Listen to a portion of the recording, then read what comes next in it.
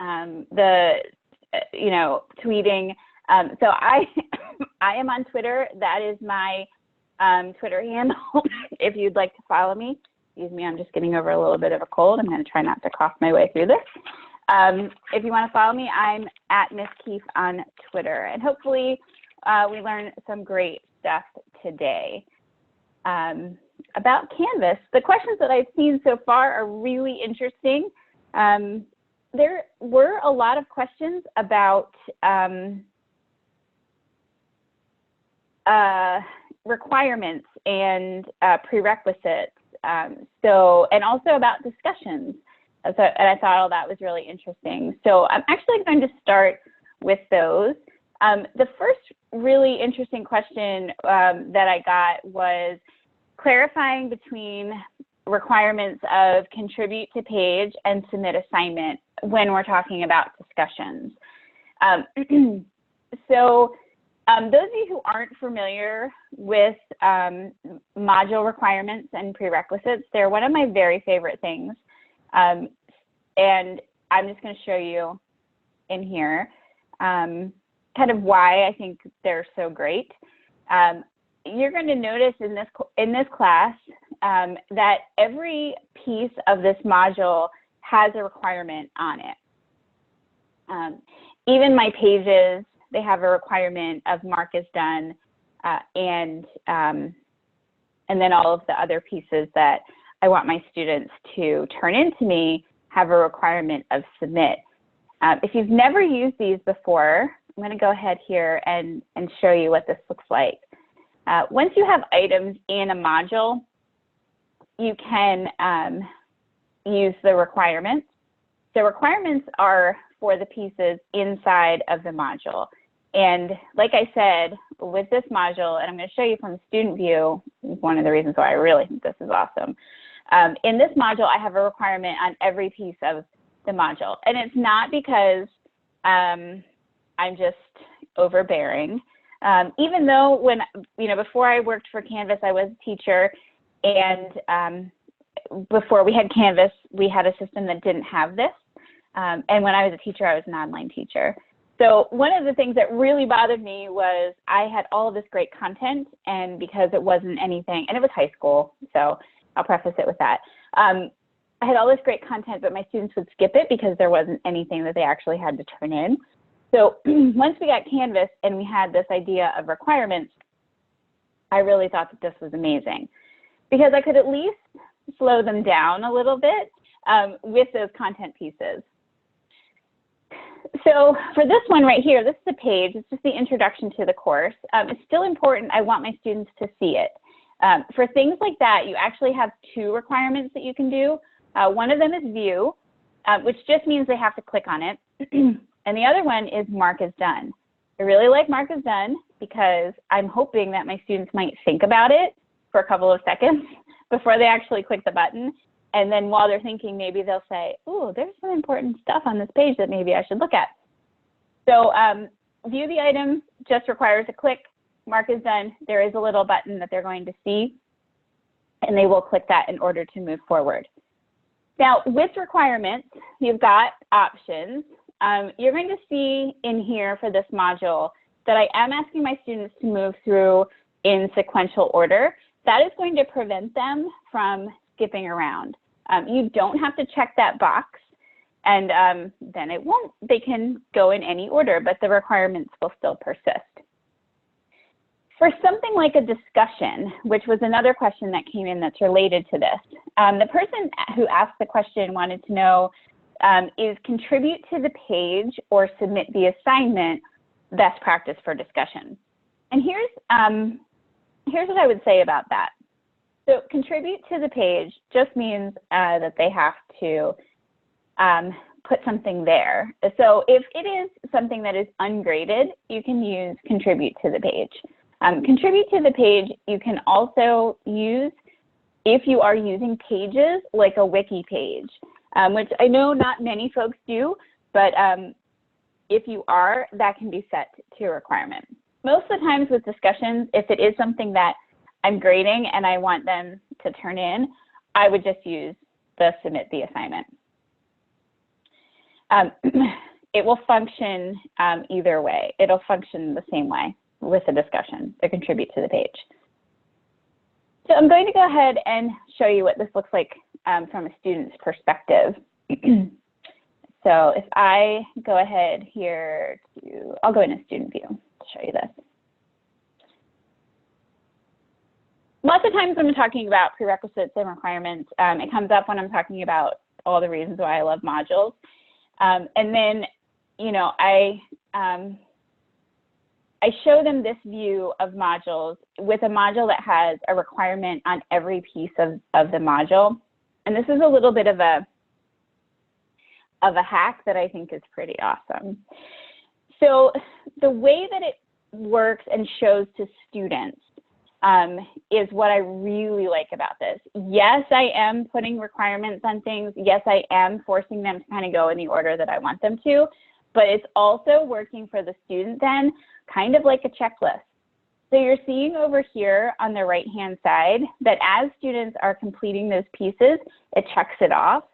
Where there is something that they have to submit, they are going to see this symbol, and then obviously that one's overdue, so it's showing them that information there. And then you'll see this is something they haven't done yet, so that one has not been checked. This is really, really helpful to students. So it's great for me as a teacher because I get to say what I need my students to do and in what order. But for the student, it's also super helpful. And this persists for the students in the app. So it really is another kind of really helpful mobile tip to use the requirements. Now, the prerequisites then work on the modular level. So if you did have content that you didn't want students to get to until they completed items in the previous module, then you would use the prerequisites. So those are really great questions. Requirements, especially inside of the module, is one of my very favorite things to show off. I wish more folks used them because they are super helpful for the student. And then you probably noticed, if you had never seen that before, I'm going to go back to student view, that the items that the student hadn't completed yet, because I was forcing them to move in sequential order, they were not going to be able to move forward. So they can see that it's there, but you're going to notice that it's a little bit grayed out to the student. They can't click on it. It's unclickable. They see what the requirement is right there, but until they did the item before, they're not going to be able to move forward. And I did want to show you that mark done button. So when you use the requirement of mark is done, that is what it appears like to the student. That's just going to click it, and then it shows them that it's done. Do I know that they really read it? Unfortunately, no. But my hope is that it's, like I said, it'll slow them down and maybe get them to think about it. All right. Let's see. Someone had a question about assignments that I thought was really interesting. And it said they have an assignment where students are only able to upload one file at a time, and they don't know how to change that. The normal default seems to be they can upload multiple files on a single assignment. And then they were asking if there's an ability to change that. Actually, that's just the way it works. So I went in and I took a screenshot of what it looks like if we are having a file upload. And I have lots of things connected in there, so my students have all those other ways to also submit. But what you'll see there is the ability to choose a file, and then there is that add another file button. So students can submit multiple files, and they just might not be seeing it in there. But it is there. There's nothing that you need to select as an instructor. That will just show up. So I'm wondering if there's any questions in the Q&A that you guys wanted to feed me, Cheryl or Anna, about that Sure. we could. All right. We'll start here at the top. Is there a way to copy a rubric from one Canvas course at a district to a Canvas course at a different district?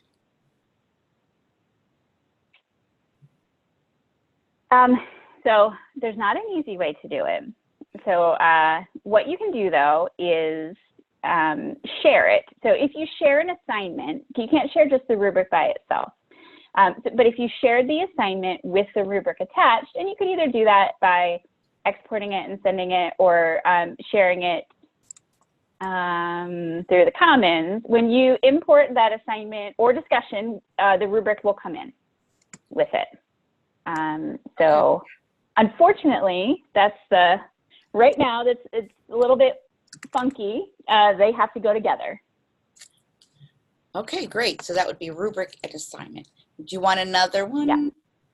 Sure. Give me another one. Let me see what we have here. Is Canvas Planning a mobile admin app? Oh, I don't know. And I got a lot of questions in the thing about, hey, can you give us some rumors? Can you tell us some of the things that are coming up?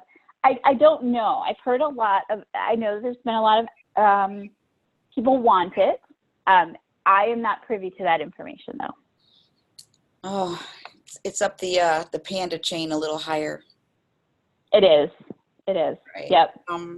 Let me see. How about one more? Yeah, I'm gonna look for here. Let me just try to get one. Is there a way to create a multiple submission option for an external tool assignment, such as Turnitin?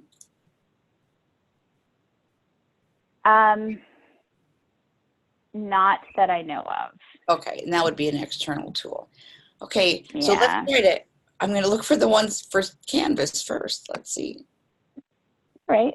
While you're doing that, I can go to one of the questions that came in, and we can talk about that. Let's see. Someone had a question about groups. And encouraging students to be more creative and integrative in the Canvas group assignments, the way that the instructors are. Because I know that instructors are doing some really awesome things with groups. So I did want to talk a little bit about this. Groups are one of my very favorite things in Canvas. And if I come in here and we take a look at the group spaces that I have set up. I know that this is one of the areas of Canvas that is being worked on. I did talk with product. I was part of a panel that talked with them a little bit about revising the group's space and making it a little bit more intuitive. So there was a question in there about what are some significant feature changes that are coming to Canvas in the next 6 months. And one of the things I did want to mention is the whole assignment workflow and everything that is attached to that, including groups and peer review, and all of that is kind of really being revamped. So one of the things I wanted to mention when I came here, when I did talk with the product team about groups, is like, guys, this is such a great feature, but this is so ugly. This empty homepage is just, and there's nothing you can do with it. So I think that will be one of the things that gets fixed, which I'm very, very excited about.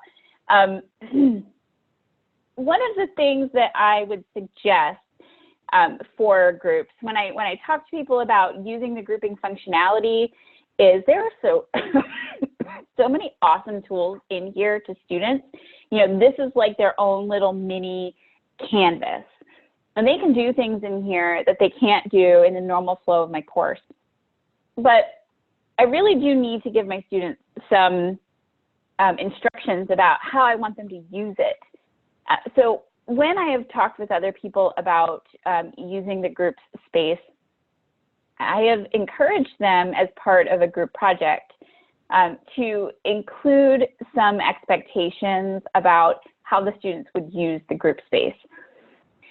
And what I mean by that is saying to them, you know, like part of a grade or a secondary grade that you'll get for a group project is based on this rubric here, that could include things like, I want to see that your group has posted at least 2 announcements and that you've responded 3 times, or that you've used the discussion space thoughtfully in order to do some work asynchronously, or that I'd like to see that you use the conferencing tool, even if those aren't recorded and I can't see them, but I'd like to see that conferences were held in your group at least 3 times. And the reasons why I say that and say that I think that this scaffolding piece around the group space can be so powerful is, when I was a teacher and I had a group project, I might give my students some time in class, but even if they had time in class, I wasn't sitting in each one of their groups and I couldn't see everything that they were doing and their workflow along the way. And then if they did meet outside of class, I never saw that. But this group space in Canvas, it does provide the ability for me to see and kind of, just be peering over their shoulder. What are they doing and how are they interacting with one another, and how active, is Chris in this group compared to Holly, and, is someone just not engaged at all when there's discussions that are happening? So I do encourage a scaffolding and like I said, maybe a secondary assignment that's called like participation in group project, where you could create a rubric and explain to the students how you want them to utilize this group space. I think it's probably very possible that the students don't even realize the power that's in here and all of the tools if you're not showing it to them, being active, and then asking them to use it. Yes, they do get a groups button, once you put them into a group, but unless you kind of introduce it and explain how you want it to be used, then I think that some of the power of it may be lost. So that would be my suggestion around groups. My other one that I like to tell people about your groups is, you might not know how to pierce the students when you put them in a group. So they do get a button that says groups. And then whatever you called that group, that's all it's going to say in the link. So I do suggest that my groups are not named very well in this course that I'm showing you guys right now.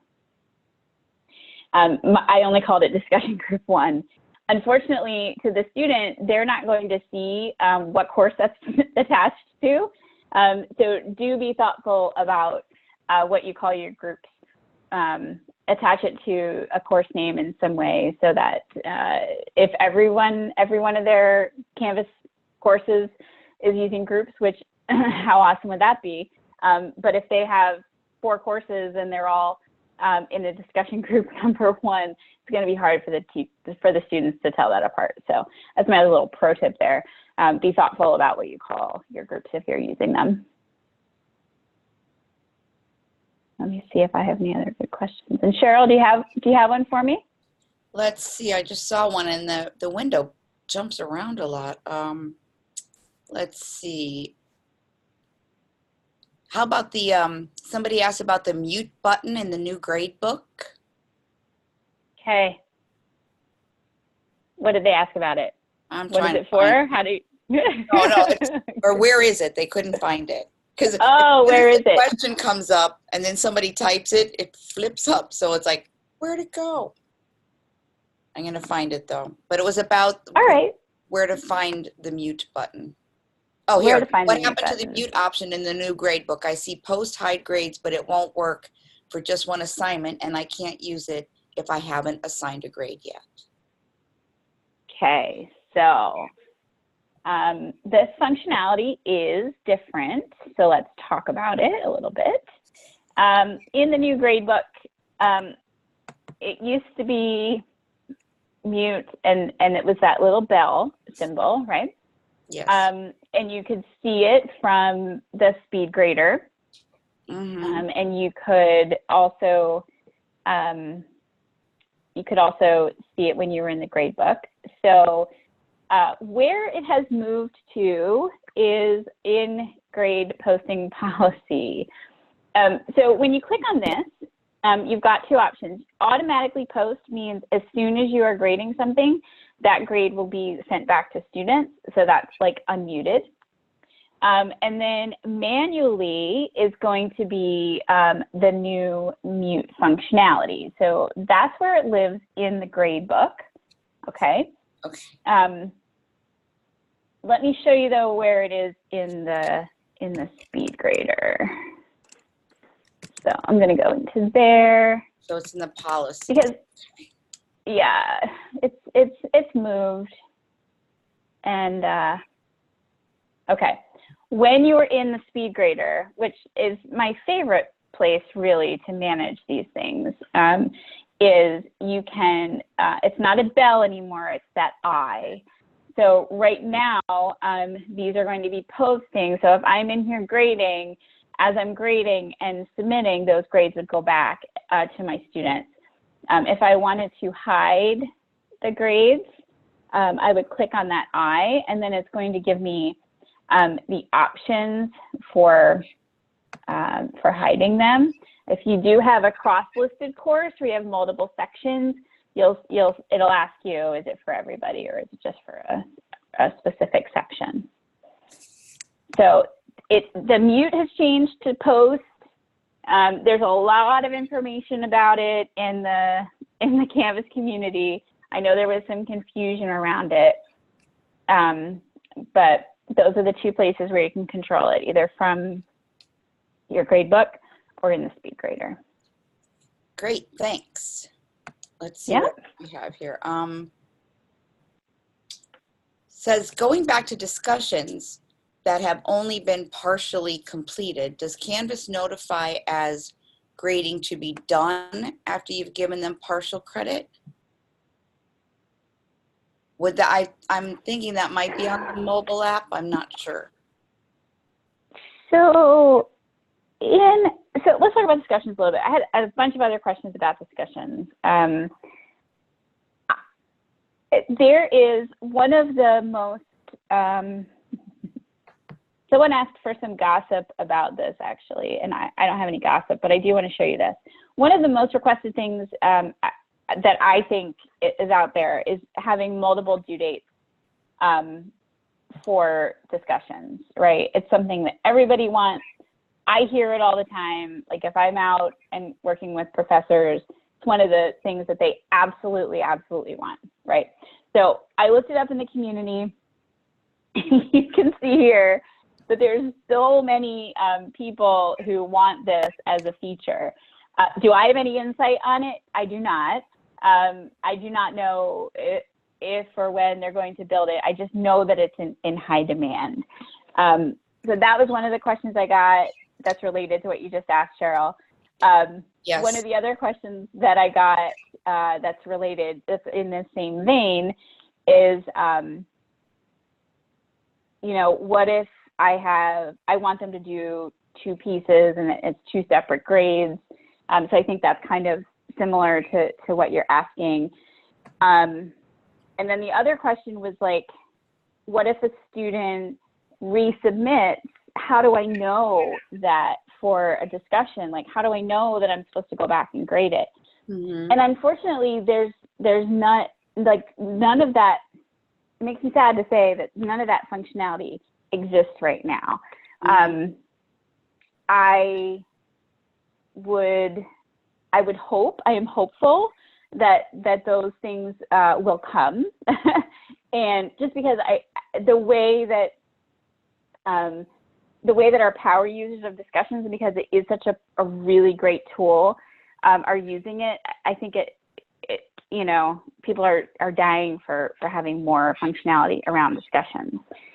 So someone asked for like maybe a little bit of a workaround for those times when we don't have multiple due dates for discussions, because I hear this a lot, right? That I want my students to do an initial response, and then they also have to post again a second time. Mm-hmm. So how do we alert the students to that?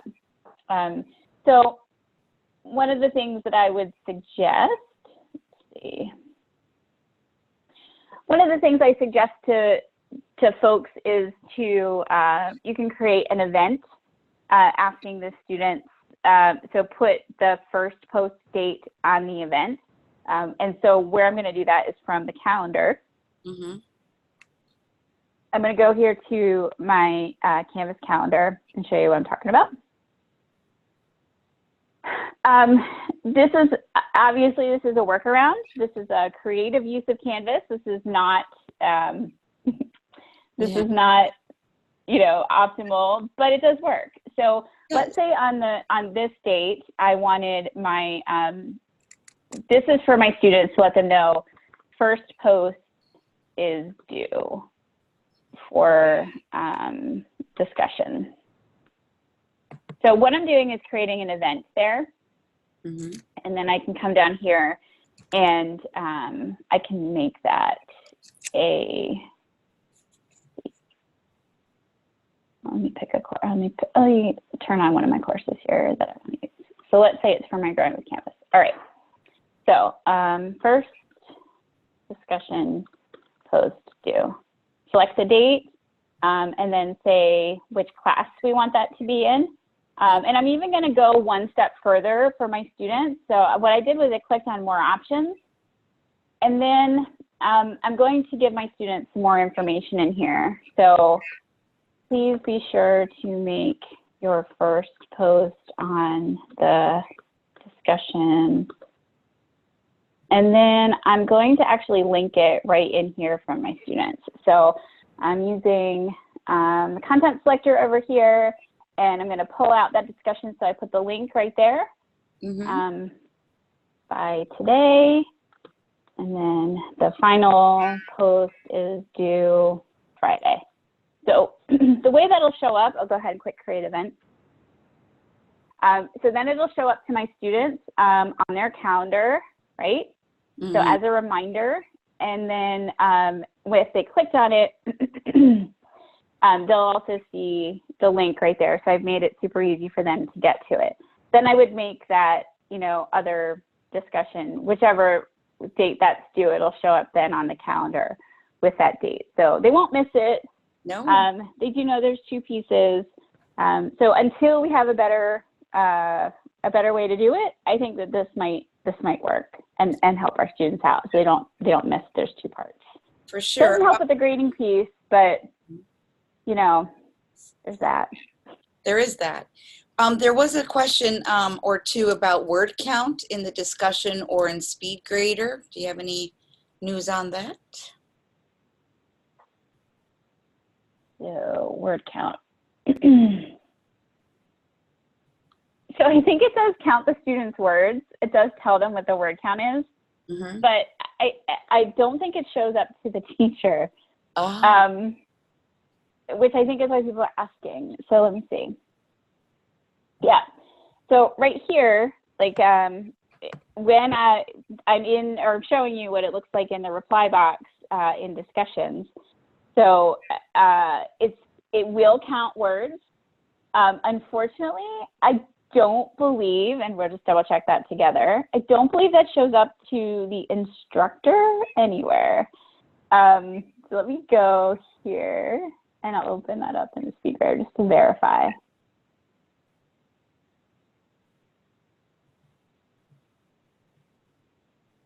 And it does not.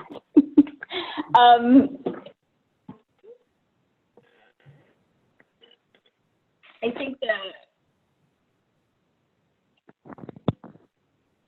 think the question probably is like, what is it there for, and what does it do? It will show to the students. So if you are asking them for a word count, they can kind of see it as they're creating it. But I think it's interesting it doesn't show to the instructor. Okay. I think some instructors were using the another workaround, adding it to Chrome. There's a word count in Chrome. You can just write. Okay. Try that out. But there's another one here about, is there a way to enable mastery path for modules, not by pages?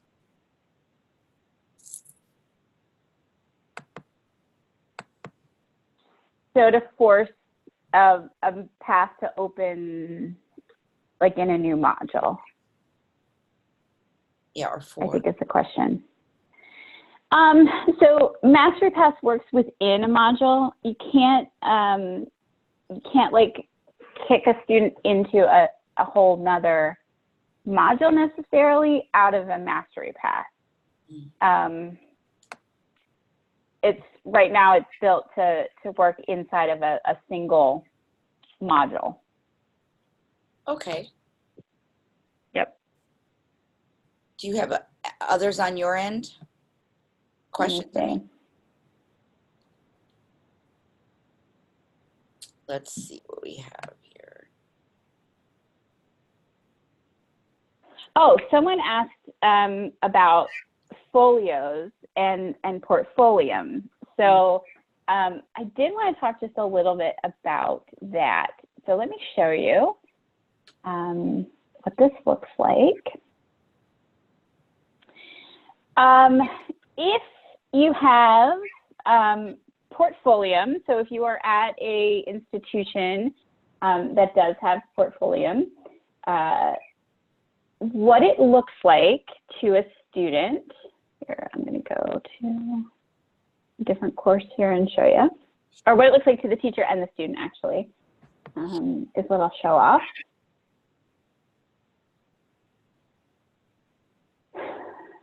So for an institution that has the integration, Portfolium will live as a navigational item. So if I clicked on it here, it will open this up. And this was actually the Portfolium right inside of here. And then students will get a button that says create your folio.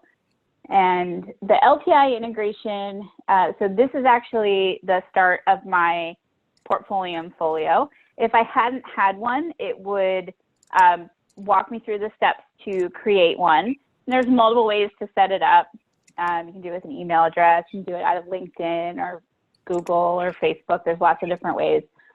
And then if you are a school that is supporting the Canvas LTI integration, so you'll let it do the imports, students will see this button here where it says Get Started. And then they'll be prompted to connect to Canvas.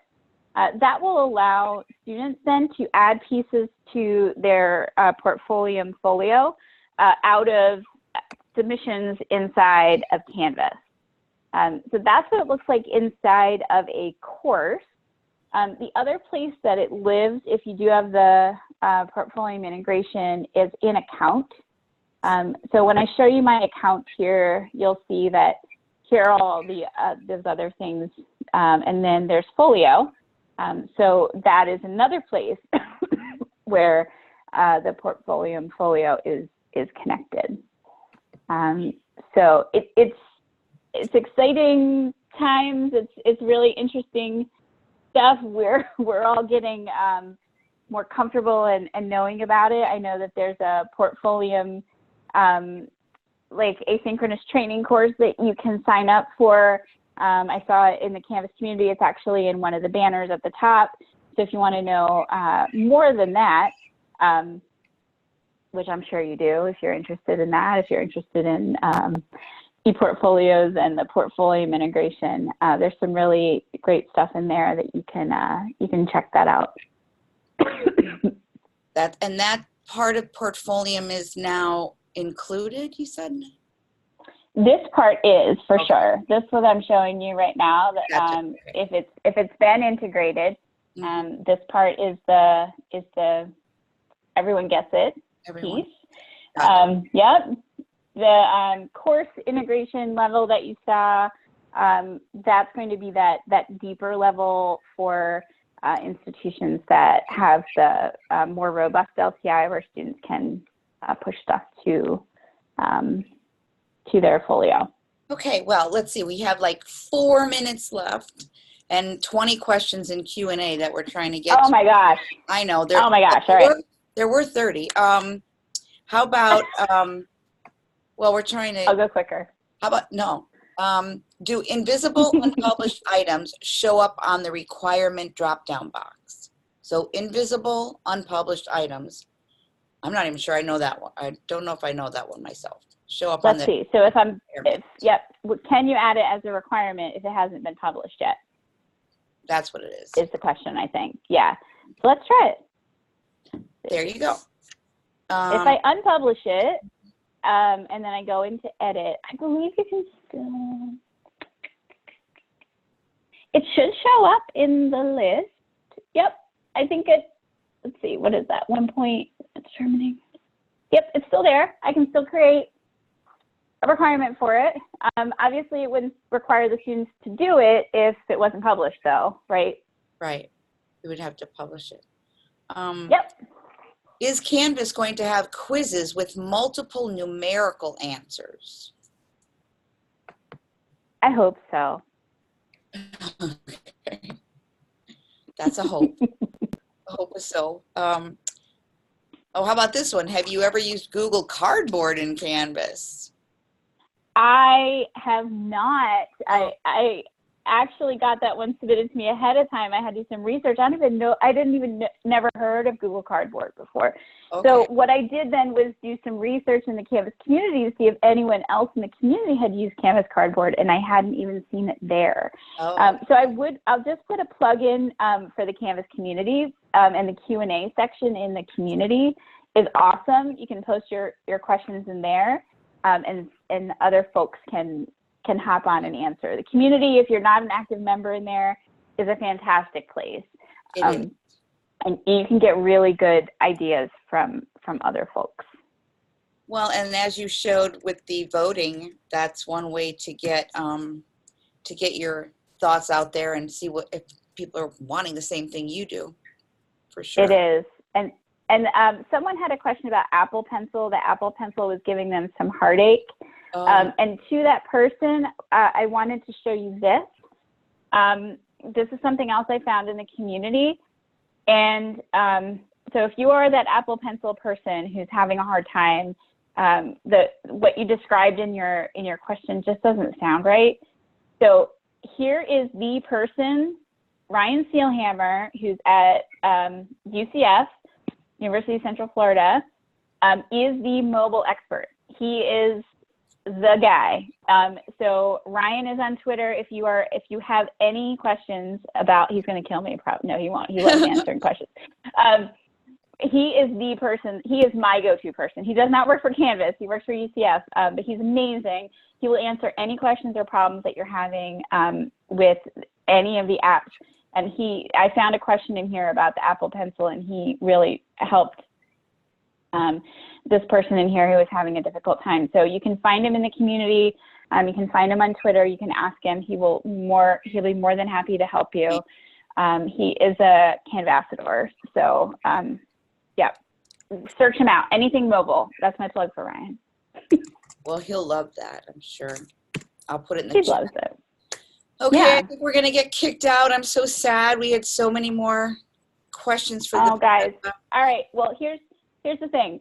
You can tweet. You can follow me on Twitter. You can, if you have questions, you can @ me. I'm happy to answer. I hope you learned something today. Thank you for joining us so late on a Friday. Thank you all so much. Yep. Okay. And remember, the archive will be ready in a week or so. Thank you, Anna. Bye. Thanks, Anna. Bye, guys. Oh, off.